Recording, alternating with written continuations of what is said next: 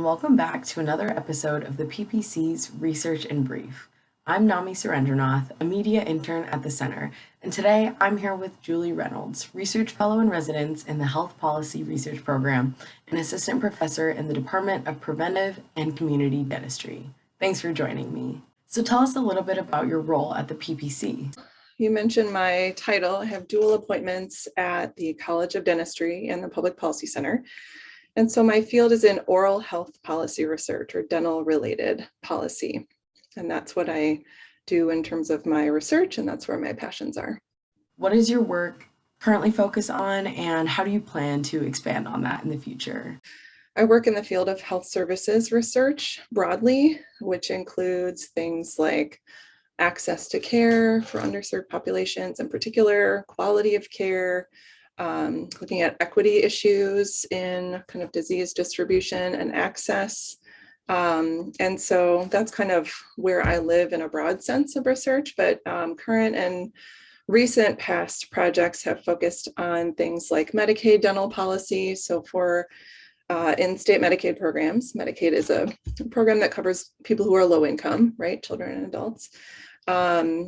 And there's a lot of variation in the degree of dental coverage for adults. So states have to provide coverage for kids, but they can decide whether they want to provide any coverage for adults, dental coverage, and to what degree, if they do.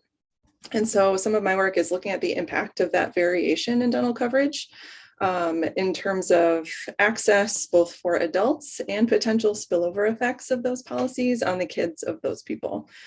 So looking at, what is the full degree of impact when you restrict coverage for adults in a way that you don't for kids. So that's one area of research that I've been working on. I'm also doing some work in teledentistry, which not very many people knew about or what that was before the pandemic, but now a whole lot of people know what telehealth and teledentistry is. A colleague of mine here at the College of Dentistry, who is a faculty member in geriatric and special needs dentistry, we got a grant with the Delta Dental of Iowa Foundation to look at the impact of an asynchronous teledentistry model on the impact of access to care for nursing home residents. So we're working with some community partners in Southeast Iowa to both support their implementation of the first virtual dental home model in the state and also study the impact of that on access and dental disease outcomes for people who live in nursing homes. And a third area is in the realm of oral health equity. So we know that there are a lot of disparities in both dental disease and access to the dental care system by income, by race and ethnicity.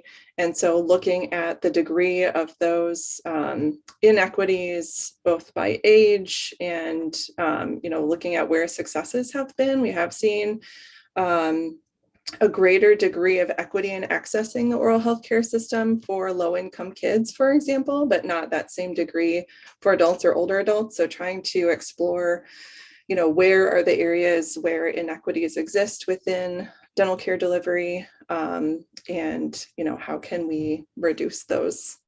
The last area of research has been with a colleague at the Public Policy Center, Dr. Pete Damiano. You might know him, he's the director.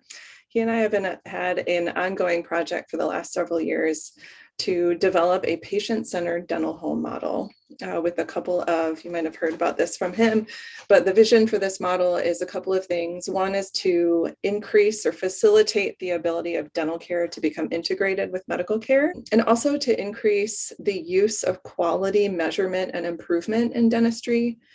Quality is sort of within the DNA of medical care, quality measurement and improvement.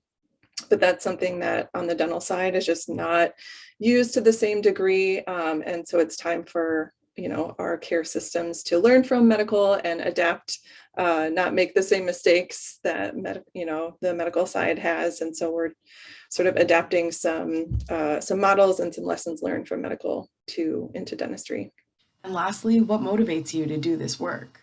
So, I've been in conversations with generally people of higher socioeconomic status who might say things like, oh, I didn't know people still got cavities, or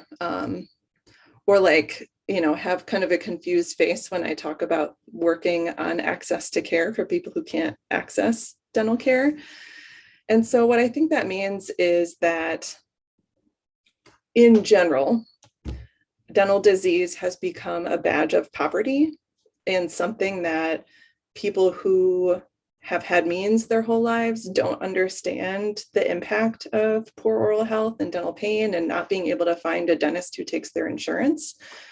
And that's just, it's not right. It's unjust. It's an unjust system that we have set up dentistry, in terms of a much lower priority than other types of healthcare. Medicare doesn't cover dental at all, which is essentially saying, the rest of your medical care is important, but your mouth isn't.